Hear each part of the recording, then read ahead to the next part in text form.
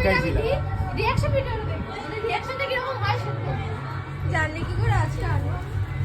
আর আমি তো বলে দিয়েছি আনবো। এই নে বলে বারে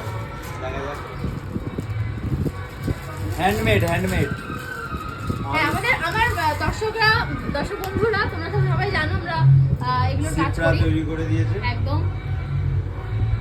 এবার জানি না কি রকম হবে, ওর ফিটিংস এ প্রবলেম হবে।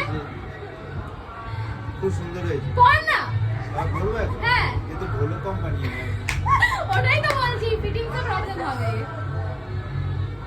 একটু ফিটিংস করে নিতে হবে বন্ধুরা, কারণ ওর তো একটু রোগাই শরীর। হ্যাঁ, এটা যদি শরীর হতো শরীরটা এ হয়ে যেত। ও তো একটু গলুগালু আছো বাবা, ওরকম ভাও নিচ্ছিস কেন? হ্যাঁ, এই যে ক্যামেরার পেছনে যে আছে আমি দেখাচ্ছি, এই যে ইনি আরেকজন আমার কি বলবো, কি জানো বলে দিদির ছেলেকে,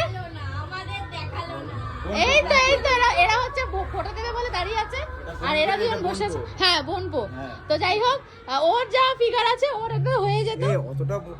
এই তুই মোটা না তো কি, তুই চুপ কর, যথেষ্ট মোটা আছিস, শুধু এখন কমেছিস তো। ভুঁড়িটা বাড়া, তুই বাড়া। আচ্ছা ঠিক আছে, কাম ডাউন। 36 থেকে 32 এখন প্যান্ট ফিটিংস হয়। তাই মানে এখন জিম করছিস তাই তো, এটাই বলতে চাইছিস তো? ঠিক আছে,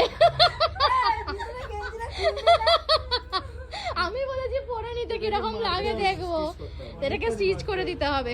তো যাই হোক, কিরকম লেগেছে অবশ্যই জানিও। টাটা, দেরি হয়ে যাচ্ছে, পড়া নেবে।